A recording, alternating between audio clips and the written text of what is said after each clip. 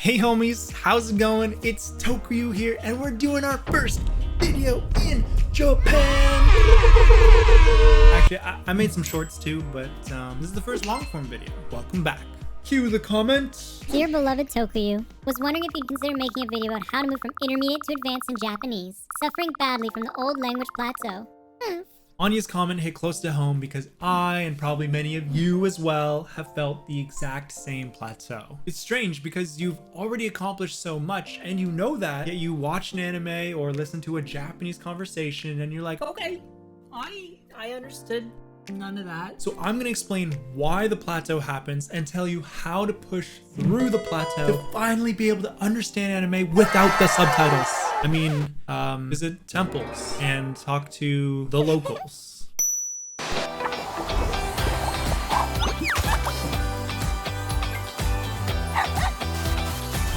Advice number 1, become your own boss. When you're a beginner, the path to improvement is gonna be laid out for you. Whether it's textbooks, courses, or handsome YouTubers.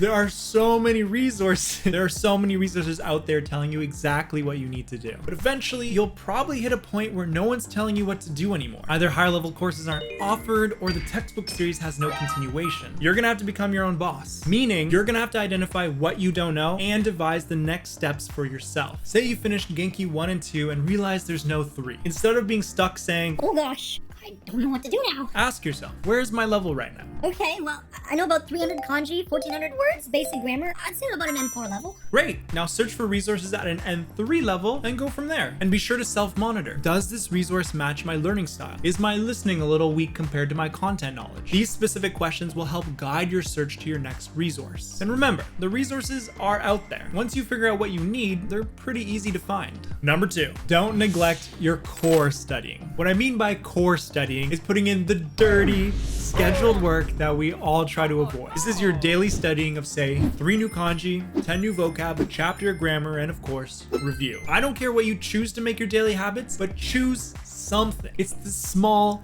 compounding efforts we make each day that make the biggest difference. Another added benefit of doing this is that you will see objective improvement. I've read comments of people saying, I don't feel like I'm making any progress, which I felt too, but that's probably because your studying is too spontaneous and your material is random. Maybe listen to a Japanese TV show here, look up some new words there. When you look back a month later, you're like, I kind of know some new words, I think.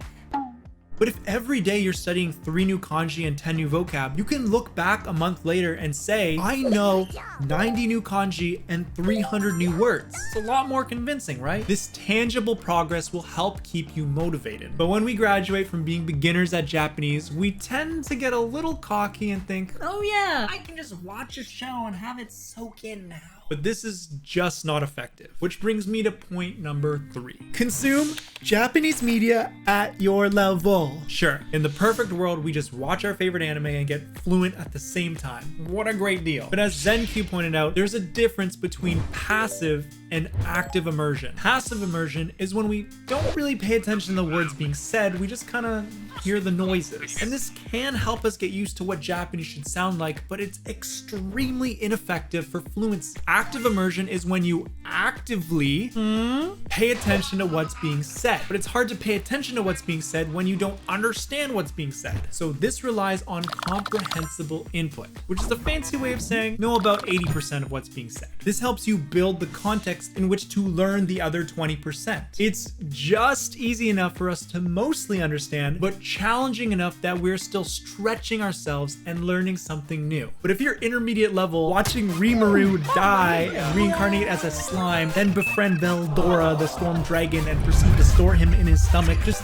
ain't gonna make 80% sense. It barely makes sense in English. What are the alternatives? Here's some listening resources that I like and the appropriate level I think they're for. Like I've mentioned before, I really like Onomapu. He's a Japanese YouTuber who makes easy to understand Japanese videos on a range of interesting topics. Miku Real Japanese uploads videos of real Japanese. But the conversations are slowly and clearly spoken so you can actually hear each word. Japasta focuses on teaching you specific grammar, like tokoro, and uses animated scenarios to make it extremely clear when to use the grammar in an appropriate context. Something I sometimes struggled with when learning grammar from textbooks. This teaches you new grammar while giving you good listening practice. The same concept of know about 80% applies for reading. If you're reading something way above your level, you're gonna be looking up every other word, which is gonna slow you down to the point where it doesn't even feel like a story anymore. And guess what? You're not gonna feel motivated to read that book anymore because you may as well be reading a dictionary. Alternatives? Try Todai. It's a free app for reading real Japanese news articles written in easy Japanese. And the best part is you can tap to reveal meanings or highlight sections to translate whole sentences. This saves so much time to having to pull out your phone dictionary and start drawing Chinese cave paintings,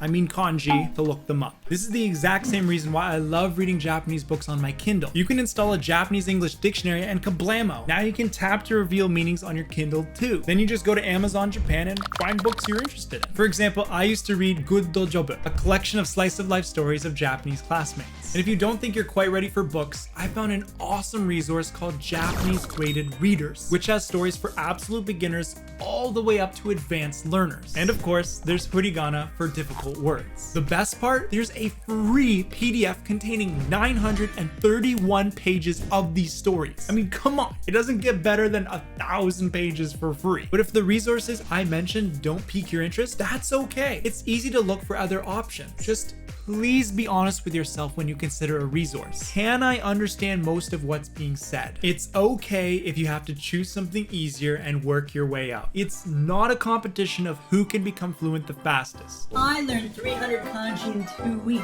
Oh yeah? I watched a whole anime and only kinda looked at the subtitles. What? No, that's not possible. You've only been studying for 2 months. Stop. Learning Japanese is not a sprint against others. It's a solo marathon where you're competing only against yourself to see if you can keep going. Now I'm gonna tell you a big secret. The language plateau doesn't actually exist. You create it.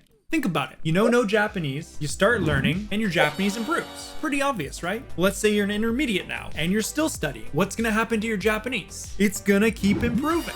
The only difference is that in the beginning, you probably thought fluency wasn't gonna take that long, so it felt like you were making rapid progress. But as you get better, you begin to understand how much Japanese there is to learn. So the progress feels slower, but it's only your perception. This is why I push so hard for consistency and patience. You need to have the consistent daily habits because they will compound your knowledge hugely in the long term. And you need to have patience with the results because they will not be immediately obvious. But once in a while, you'll hear a Japanese person say something or read a Japanese sentence and think to yourself, I wouldn't have known what that meant a few months ago, which I guarantee will put a smile on your face. Good luck, guys. You got this.